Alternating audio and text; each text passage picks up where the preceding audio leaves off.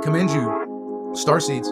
Lyran Starseeds. Sirian Starseeds. Cerise A, Cerise B. Remember the Dogon. They knew about this. How? Yeah. If you have a mortal body, can you come to these mortal dimensions? Yes. This is what they do. You realize we're at the bottom. So our only direction really is up. We want to go up. And these beings have different bodies. They have different consciousness and higher vibrations, oscillations. They're like gods, you would say. Gods as in beings so more advanced than us that we're like children to them. They could treat us like bugs or insects because to them we're like mixed in with those. we're mammals, I guess. You remember, human is from a merging of 12 tribes and some of them are ETs. I'm a Chihuahua. Johnny Angel Wolf. Yeah, you're right, brother. I believe that as soon as you start incarnating in the 11th dimension and lower, you're going to be living dark lives. And because there's dominion campaigns, these beings take over planets. They put other beings in slavery and dominion. We see it in our own history. They've been here. There is ancient aliens. That's legit. This is the consciousness on the planet. You see only the matrix. The red pill, blue pill. You're just here. You see the girl in the red dress. That's what you see. You don't see spiritual worlds. All those orbs are dust. You don't see anything that makes you think about other aspects, levels of reality. You're just here. Touch in the flesh. Just the flesh. You identify with your appearance. You see what you look like. That is your identity. But holy ones, it's not. Your identity is a spiritual being. You're a spiritual being having a human experience. You're greater than this. This is literal virtual reality. This is like, you would say, a hologram world is virtual from the real self. Your other higher self is beyond this virtual hologram. So you have your virtual selves, your other selves, your other reincarnations in this time period, in this time period. Well, if you took all of those, count them all up. You counted them all up. It took you a while because there's 1,728 of you, at least, minimum. There's other ones with higher DNA, so they have more. Some of you have like up to 5,000 or more lives, incarnations, soul family. Your soul family is huge. So some people only, the minimum would be 1,728 other selves. Like I mentioned really quickly, the Jet Li movie, The One, he had other selves and other realities, and he went back in time and got rid of some of them. Well, he was a dark part. But anyways, this is kind of similar, but in a spiritual context. You have other, you reincarnate, because the physical life will perish, but you never die. That's a vehicle. It's literally the body that you worship, and you just worship the flesh. Well, that's monopoly money. It's not real money. It's not real matter. This is not real matter. This is a hologram vibrating at a certain speed, making you think that it's matter, when it's only energy that's vibrating. It's just, and when you start to trip out, you say, my reality is fake or simulated. It's a simulated reality. So that means there's a real reality. If this one's simulated off of a real reality, this is realities making you think is reality. What? Why? What's the purpose of a simulated world, simulated life? To learn. Not to come here and be neutral and do nothing. Not to come here and certainly not to fall asleep and to go. You're meant to awaken and go through changes and help other beings on the planet ascend. Because this is in dire straits. Not all planets need help. They will go through natural ascension. You raise your consciousness, you go into 4D. You raise your consciousness again in 4D period of time and reincarnations until you get an immortal body. Eventually you're not dying. Then you're alive. Okay, now try to imagine that you're immortal. Okay, now Mr. Karen, Mr. Bobby, you're a mortal being. I don't age. No graying, no wrinkling, no health problems, no psychological. It's all like, wow, a certain youthful appearance all the time, perpetual. Achima. Immortal. Like this movie, The Highlander. They had to get rid of their other beings that were immortal. Why? But vampires are supposedly live forever, and they're trying to harm each other, kill each other. Well, hey, we're guardians who live forever. You don't die. But that's a foreign concept to us. We're used to all life dying. It's not natural. It's not the original. Okay? This is a distorted version of a higher version. The higher version is more accurate than the lower version. The less accurate version is called distortion. You are less, you have an ascended master, source God, coming into a simulated virtual reality total recall system, the matrix. It comes into a matrix. Now it's lesser.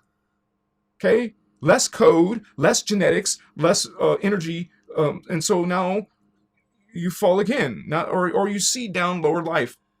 That is now less, more distortion from the original. Okay? By the time you get down to distortion, to more distortion, distortions of distortions, copies of copies of copies of copies. You're not your distorted version. This is why the law of one talks about distortion. It sounds weird when you're reading the book and this book keeps saying distortion. Distortion. I'm confused. Distortion. Yes, distortion is referencing that up here you're closer to God. What is God? Okay, you're farther from that.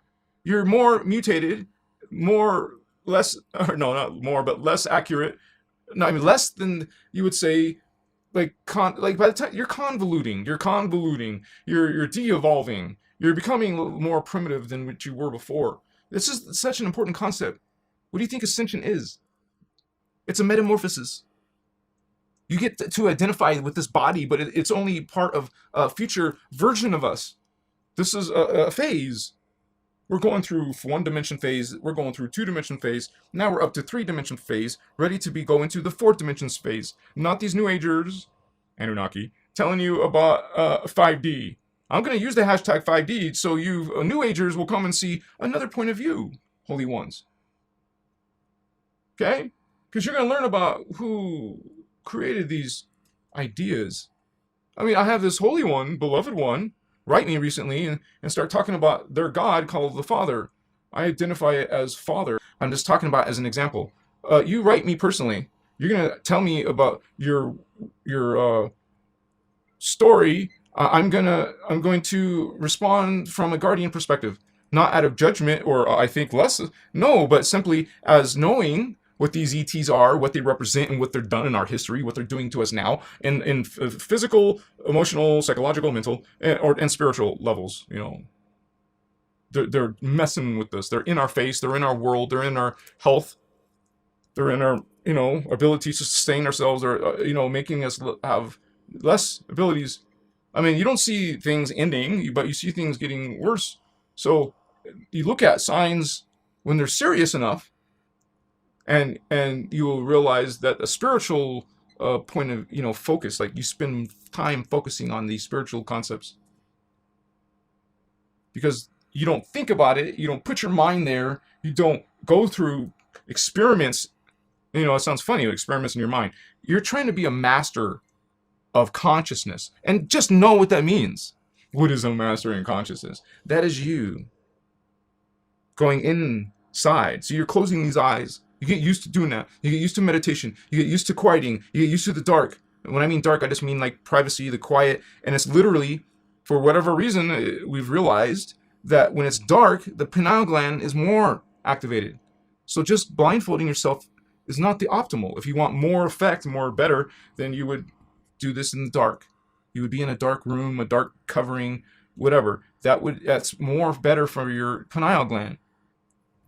And to be quite honest, like, I don't know about you guys personally, but I find it harder to meditate in the daytime. It's louder. People are busy. I have these little earplugs. These are professional. What you call, because you guys are just used to the cheap throwaway ones, the reusable or not reusable, the foam ones. It does, man. You need noise canceling ones, or you don't need, but it would help. So you get some ones that really help. Wow. Okay, so you're doing some things to really go into a psychic world, psychic perceptions. See, now I can hear my voice like deep now, like cheap. It has an immediate effect, you guys. Use professional. These were $10 earplugs. They're worth it. It boosts, like I would say between 3 and 5 times. It boosts your meditation. And if you also do it in the dark, and maybe try meditating at night. I find it more powerful. If you just want to know what I do, that's what I do. I do. I'm one of those night owls. Not as bad as I used to, but I like to be awake up to like 4 in the morning, almost every morning. I literally only need 4 hours sleep or less, like sometimes 3. It's real. I'm not exaggerating. I think I could even lower that in the future when I start running current more. When you start working on this stuff, you guys, you're going to have changes in your life. Now, this is powerful. Now close your eyes and go into a dark room. Maybe have these powerful little tools like a crystal. Okay? Much you these boosts. I can feel the current. You have hand chakra. Right here, a hand chakra. You have fingertip chakra. You have chakras on your toes and the bottom of your feet. And you got to imagine the correct color. It does matter. Okay? You get the wrong color and the wrong location. You imagine blue, like right here, because that's your heart. First of all, wrong color and wrong location. Everything's centered right here. All of them are centered. Okay? Right in the middle of you. And then they go upward, vertical. And you're starting at a level of life down here. A certain lowest level. It's actually what you would call the most distorted level. As I explained before, you're going to go up in awareness, up in consciousness. You're building back your identity. Back, you will realize that you're not just carbon. That you're part of something greater than carbon silicate, greater than etheric. You're actually part of something called hydroplasmic, liquid light. We're part of that in our DNA. And just because we're having problems down here doesn't mean that you're not powerful. It's kind of like our challenge, Holy Ones, as indigo children. It really is. It's kind of like conflict, because we're like opposition to the Dark Ones. We're the ones who are aware of these things. We're the ones that make the difference. We're meant to guard, protect, and bring in the light. We're bringing light to this planet. We're helping Earth, our mother. We're helping this grid. This grid affects us. It affects life. It affects consciousness. So it affects your ascension. So part indigo child, some of you are, part of your purpose is to assist, other indigos in a group. You'll be doing group meditation. You'll be doing group healing. Extremely powerful. Indigo children focusing on these akimua. And we drop codes. You and I, brother, sister, we're dropping our codes from our awakening. We awaken.